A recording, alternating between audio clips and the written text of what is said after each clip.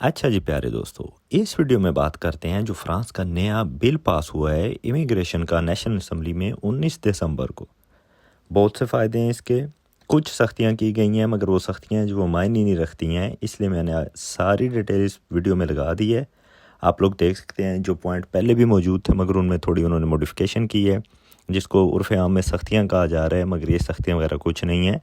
आप सारी वीडियो देखें और आपको पता चल जाएगा कि सब वो बहन भाई जो फ्रांस में मौजूद हैं, चाहे उनके पास पेपर हैं किसी और मुल्क के या उनके पास पेपर नहीं है, इस कानून की वजह से नए आने वालों की वजह से उनको पेपर मिलेंगे, उनका बहुत फ़ायदा होगा। जो पहले से मौजूद हैं उनका भी फ़ायदा ही फ़ायदा जनाब। कोई ऐसी सख्ती स्पेशल नहीं हुई है कि जो आप बोलें कि नहीं ये हो गया या ऐसी कोई चीज़ रोक दी गई है, कुछ भी ऐसा नहीं हुआ। मैंने डिटेल से वीडियो बना दी है, आप लोग देख लीजिए, एक एक पॉइंट सेपरेट करके मैंने उस पर डिस्कशन कर दी है। तो देखिए, पहले नंबर पे हम बात करते हैं काफ की, जो एलोकेशन फैमिलियाल है, जहाँ पे एड दी जाती है, लोगों को हेल्प की जाती है, फ्रांस के पेपर वालों को या जो यूरोपियन यहाँ पे रहते हैं। तो उसमें उन्होंने मॉडिफिकेशन क्या की है कि जनाब जो आपके घरों का किराए में मदद करती है गवर्नमेंट, उसमें उन्होंने ये किया है कि आप अगर फ्रांस में 5 साल से लीगल रह रहे हैं तब अप्लाई कर सकते हैं। अगर आप काम नहीं करते, दो तरह की कैटेगरी उन्होंने बनाई है। जो बंदे काम करते हैं, उन्होंने 30 महीने जब काम किया होगा, 30 महीने की पे स्लिप्स उनके पास होंगी, तो उनको जनाब गवर्नमेंट मकान के किराए में मदद करेगी।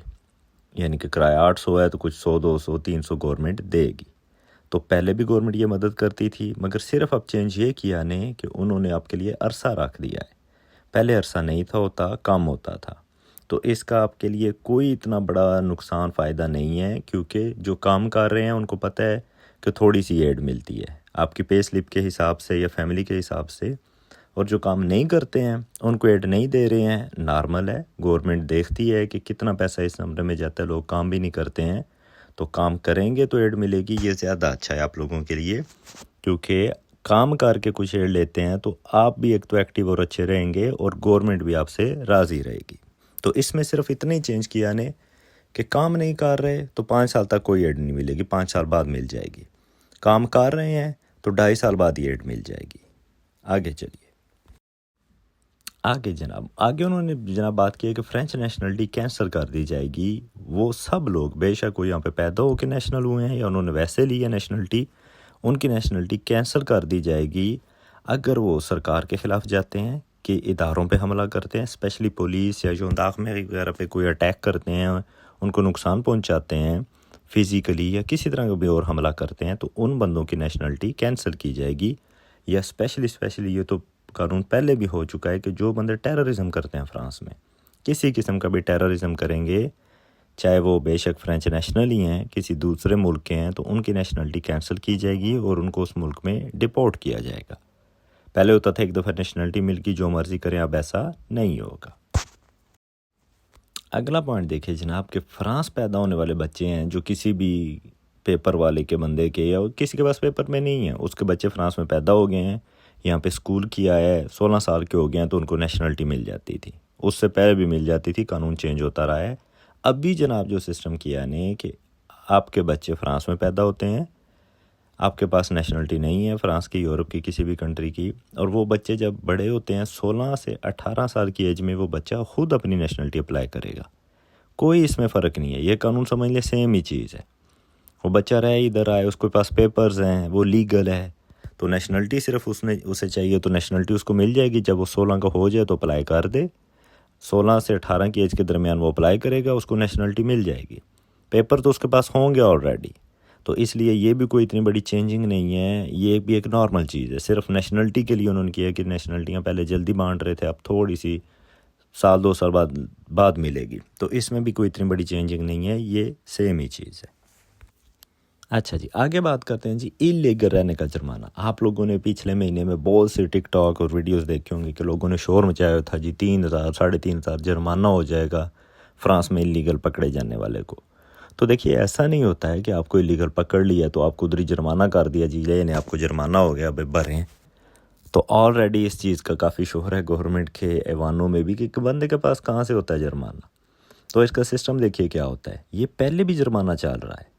जब आप फ्रांस में इलीगल रहते हैं और पहली दफ़ा कार्ड लेते हैं, किसी भी किस्म का कार्ड, चाहे शादी करके लिया है, अपने काम की बेस पे लिया है, 10 साल बेस पे लिया है, तो जब आप टिकट देते हैं, कार्ड लेने के लिए जाते हैं, तो आपको टिकट देने पड़ते हैं। वो टिकट पहले कार्ड के ज़्यादा होते हैं। आप लोगों ने कभी गौर किया वो क्यों ज़्यादा होते हैं? क्योंकि जनाब उसमें 100, 125 या 150, मुझे एग्जैक्ट फिगर नहीं याद, वो जुर्माना होता है कि आप फ्रांस में इलीगल रहे हैं, उसका जुर्माना है। तो वही जुर्माना जनाब अब भी उन्होंने लगाया हुआ है, बस उसकी थोड़ी शायद क्वांटिटी ज़्यादा करेंगे, उसकी अमाउंट ज़्यादा कर देंगे कि पहले अगर 150 था तो अभी 200-300 हो जाएगा। तो वही चीज़ है, उसमें कोई चेंजिंग नहीं आई है, सिर्फ थोड़ी अमाउंट बढ़ाई है कि पहले अगर 150 होता था तो अब शायद 300-400 कर दें, 3000 नहीं करेंगे, क्योंकि जब 3000 की बात हुई थी कहीं भी किसी ने भी नहीं था माना। पूरी असम्बली में कहीं भी किसी ने भी ये बात नहीं थी मानी। उन्होंने कहा था ये बहुत बड़ा जुल्म और ज़्यादती है। तो इसलिए जब कोई कानून बन के आएगा इस बारे में तो देखेंगे क्या बनता है उसका। अदरवाइज़ अभी जुर्माना शाना कोई ऐसा सीन नहीं है कि आपको इलीगल को पकड़ा और जुर्माना कर दिया, कोई इस तरह नहीं होगा। हाँ, ये ज़रूर किया ने, जैसे पहले होता था इलीगल को पकड़ते थे और उसको ले जाते थे, कई दफ़ा बंद करते थे सज़ा, आप बंद नहीं करेंगे, ये तो अच्छा हो गया। बल्कि जुर्माना तो वो जो होनी होना, जब आपने पहली दफ़ा कार्ड लेना तो जुर्माना होगा, मगर पहले होता था आपको पकड़ के ले जाते थे, बंद करते थे। अभी इटली स्पेन की तरह आपको इलीगल को चेक भी करते हैं, तो इस तरह पकड़ के नहीं ले जाएंगे। ठीक है, आपका नाम वगैरह, फिंगर वगैरह लेते हैं और छोड़ देंगे, जो आजकल हो भी रहा है। आजकल वैसे भी ये काम पहले ही शुरू हो चुका है। आगे चलिए जनाब, बच्चे अकेले रिटेंशन में नहीं रहेंगे। पहले होता था कोई किसी क्राइम में या किसी चीज़ में पकड़े गए हैं, या स्पेशली डिपोर्ट करने का ये सीन है, डिपोर्ट करने वालों का, जो डिपोर्ट होकर फैमिली जा रही है और बच्चे हैं जो उनके साथ, उनको अलहदा बंद किया होता था, तो अब कानूनी तौर पे बच्चों को अलहदा नहीं करेंगे, उनको उनके पेरेंट्स के साथ ही बंद करेंगे।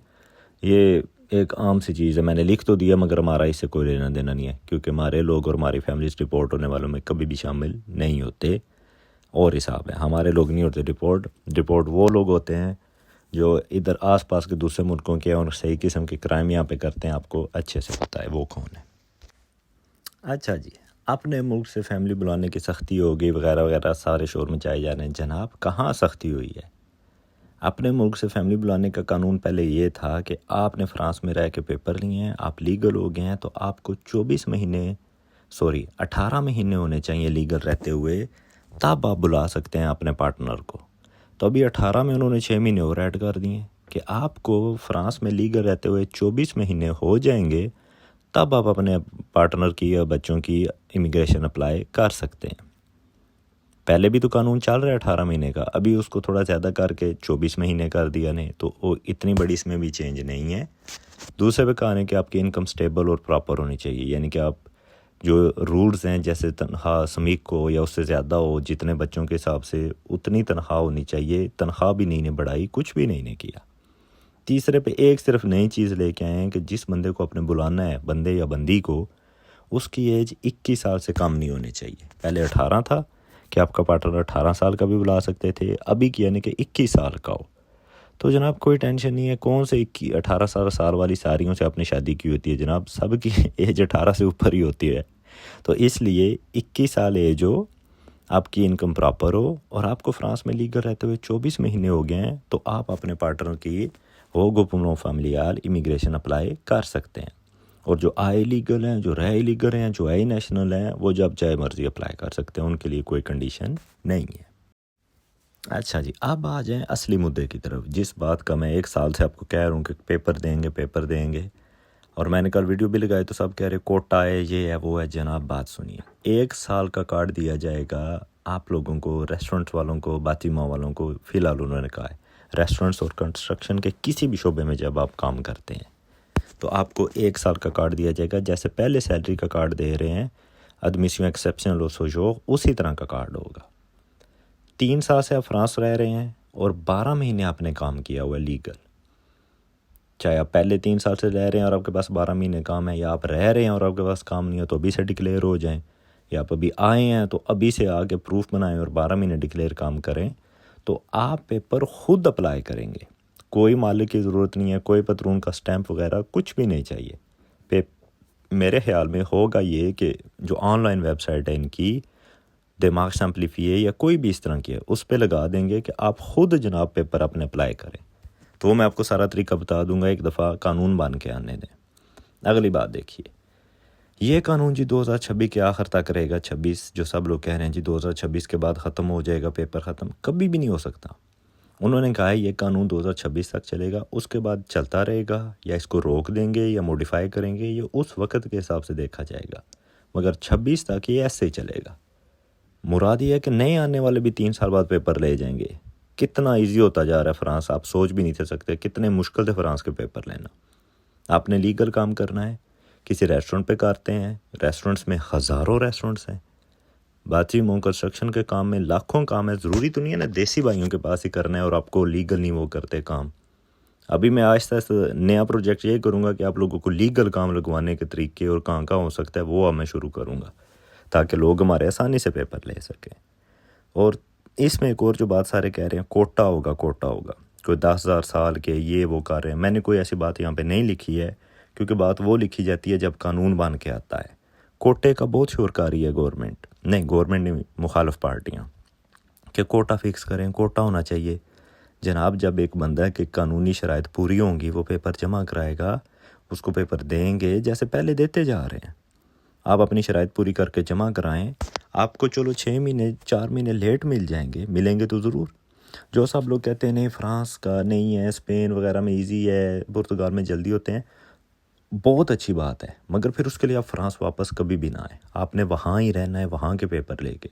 अगर आप फ्रांस रहते हैं तो आपके लिए मुश्किलात हैं।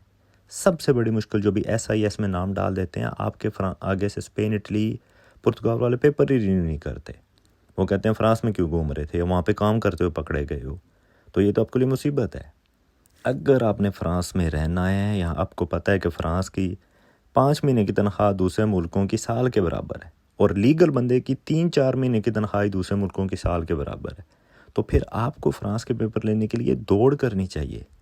मैंने फ़्रांस के पेपर लिए हैं, मैं 3-3 4-4 साल रिफ्यूज़ होता रहा हूँ, खज्जल होता रहा हूँ, मगर मैंने ले के छोड़े हैं। तो आप लोगों ने अगर लेने हैं तो लें। मैं तो चाहता हूँ कि आप लोग लें, मैं इसलिए आपको हमेशा मोटिवेट करता हूँ। फ्रांस में जितने फ़ायदे हैं आपको कहीं नहीं मिलेंगे। आप कोशिश करें, पेपर लें। सीधी सी उन्होंने शर्तें रखी हैं। अभी जब कानून बन के आएगा सही, अभी तो बिल पास हुआ है ना, तो मैं आपको सारी डिटेल बता दूंगा। मगर इतना ज़रूर कहूँगा, कोशिश करें कहीं पे डिक्लेयर हो जाएं, प्रूफ अपने बनाएं, कहीं पे डिक्लेयर हो जाएं तो आपका काम हो जाएगा। कोई सवाल है, कोई बात समझ नहीं आए तो आप कमेंट कर सकते हैं। प्लीज़ वीडियो को शेयर ज़रूर करें, इसको एक लाइक ठोक दें। आपके प्यार का शुक्रिया, मैक्सी बोकू।